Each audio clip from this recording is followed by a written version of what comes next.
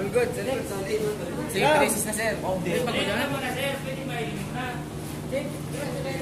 chip, sige, chip. Pwede yung taputan. Ay, pwede na, sir. Pwede na.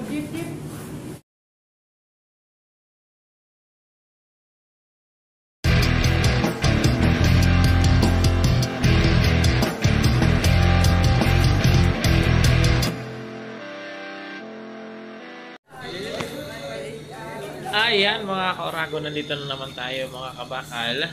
Yan, so ang activity natin ngayon na gagawin o pinagagawa sa ating mga estudyante is yung tinatawag na 2 techniques on how to start an arc. So supposedly gagawa sila ng button well gamit ang scratching and tapping.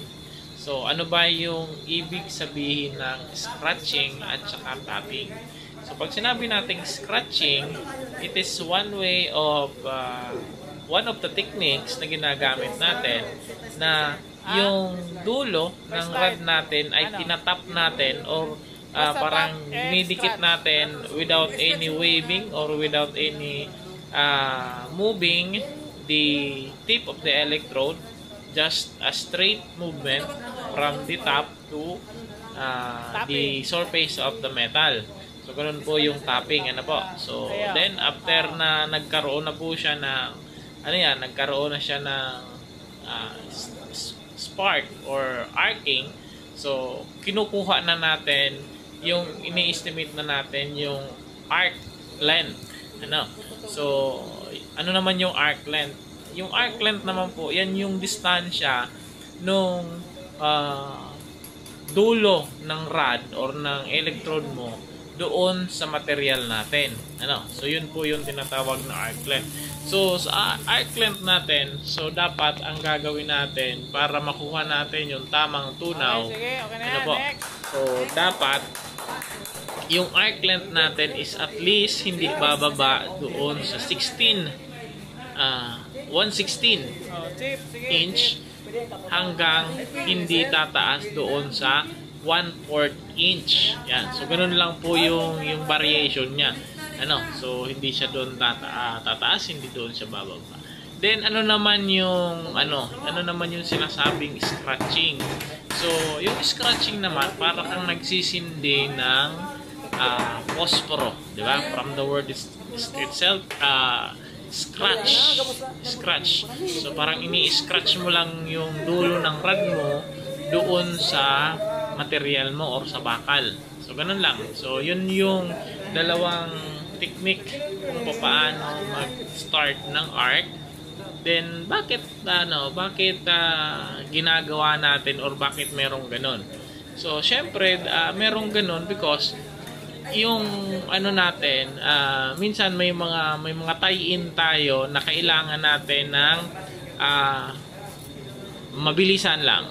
So, tap ang ginagamit natin. So, may mga rod naman tayo or tie-in na kailangan pa-sparkin mo muna, pabiluhin mo muna yung rod natin para makabuga siya ng tama. So, yun, di ba? Kasi, syempre, depende. Maraming klase ng rod. Tapos, syempre, depende din doon sa tatrabahuin. At saka, depende doon sa tao, sa nagkakaroon or sa skilled worker na gagawa. So, kaya nagkakaroon tayo ng mga ganyang technique. So, depende sa gusto mo. So, labi ko nga sinasabi na hindi naman ibig sabihin na yan yung nakasulat sa libro, yan yung pinapractice natin, is yun na yung gagawin nila. So, kung meron kayong pinaka-the best and easy na technique na nalalaman or na discover, so yun po ang gawin natin. Kasi at the end of the day, we are after the standard, the competency standard according to test the standard.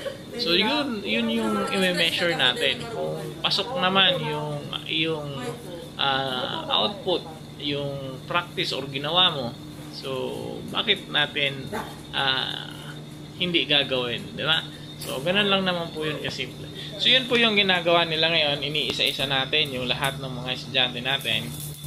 Kasi nga, syempre, para matuto sila, so, first hand na ito po yung ginagawa nila. Kaya mapansin po natin is yung iba may mga bag pa. Kasi parang wala pa sa kanila, hindi pa nagsisingkin sa kanila yung mga ginagawa nila. So soon mapapansin natin na magsusubmit din sila, magiging submissive din sila about the activity na pinapagawa natin sa kanila, diba? So yun, yung iba nito is talagang karamihan sa mga ito ay talagang wala pang experience sa paghihinang or pag-welding. Yung iba dito sabi ngayon is pa-cute, pa-pugi pa, di ba? So ganoon talaga. So kasi ang pagkakaintindi ng iba sa welding is yung tipong dumikit lang, welder ka na.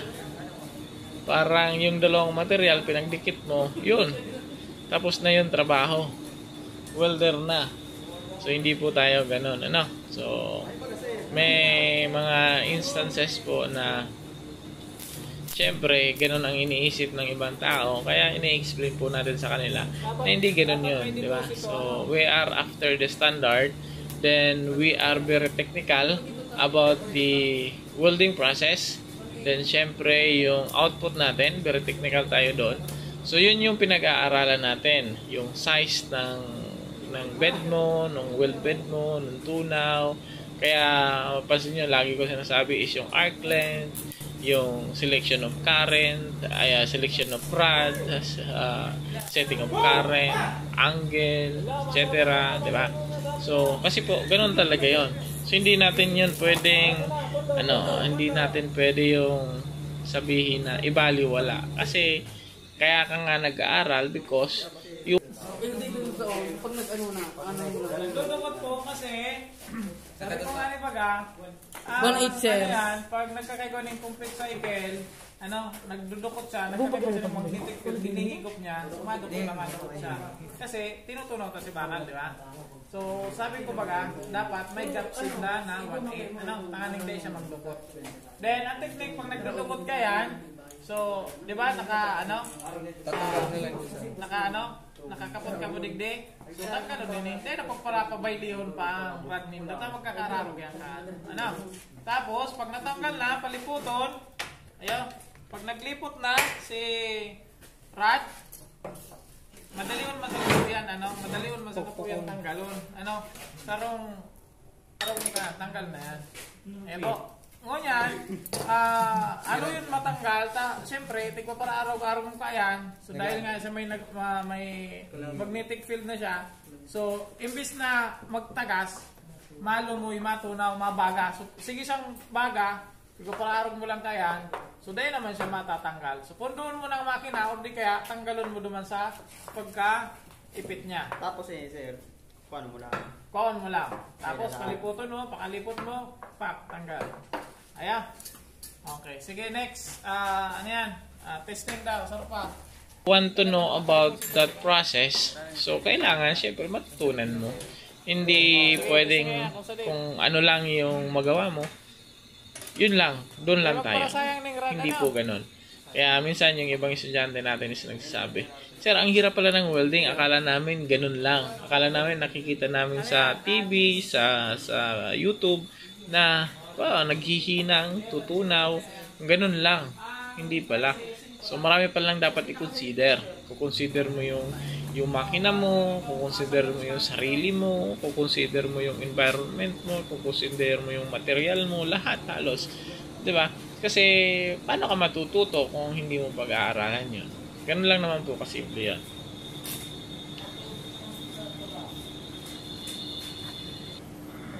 Minsan nakakalungkot isipin dito sa natin, sa kurso nating ito, na yung mga estudyante na yung mga minsan napilitan lang na mag-aral, so nagkakaroon talaga ng mortality at nagkakaroon talaga ng downside.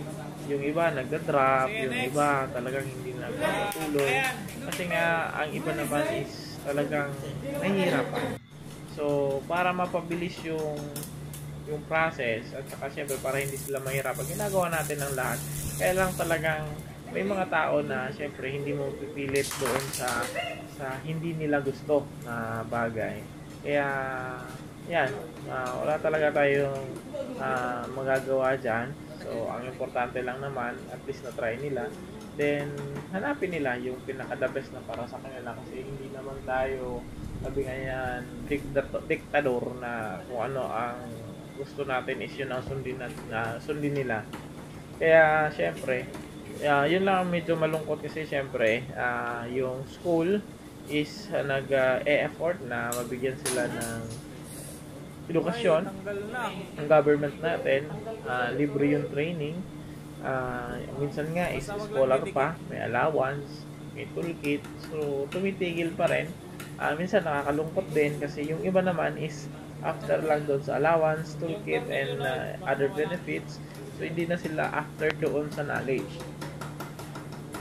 Kasi masasabi natin na ngayon is very focus ang ating mga kabataan about lang muna doon sa nakukuha nila. So hindi sila hindi sila doon sa investment na mag-i-invest sila about the knowledge na pagdating ng panahon is magagamit nila.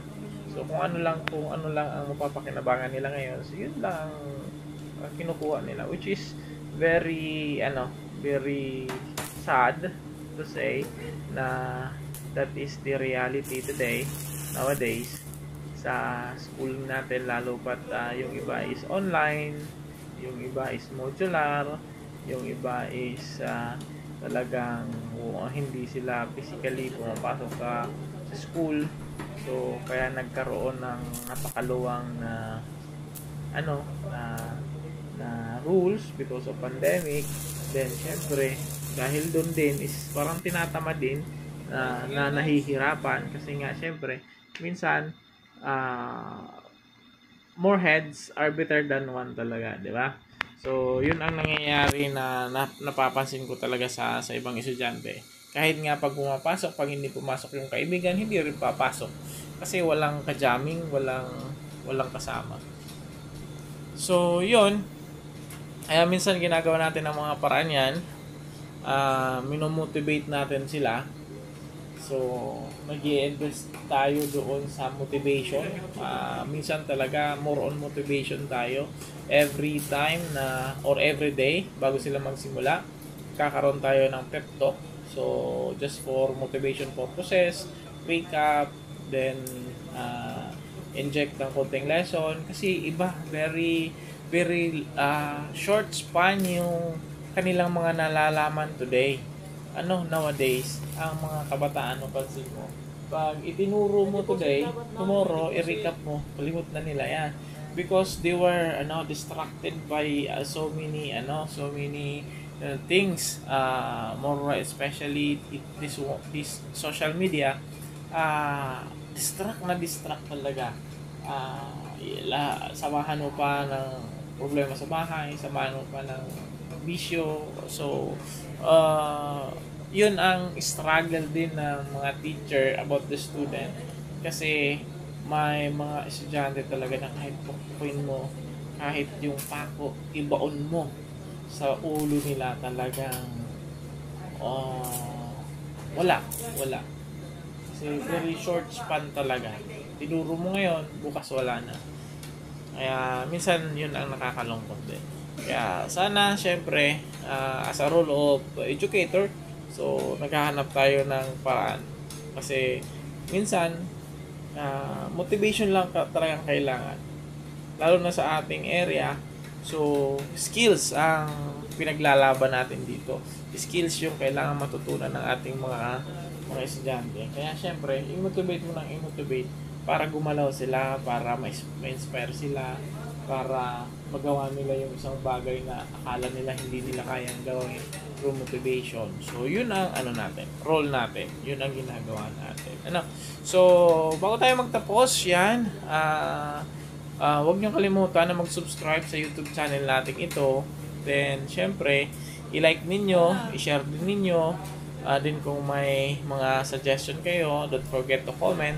Then we are willing to improve, then we are willing to learn and to hear from you, especially to those who are experts or not expert with experience na pwede nating ma-share at pwede nating maitulong sa mga kabataan na gustong mag-aral, lalong-lalo na doon sa kahit na hindi kabataan na talagang gusto pang mag-aral para at least syempre lagi ko lang sinasabi the more the merrier, two heads are better than one, di ba? So ganun po yan. So yan, thank you.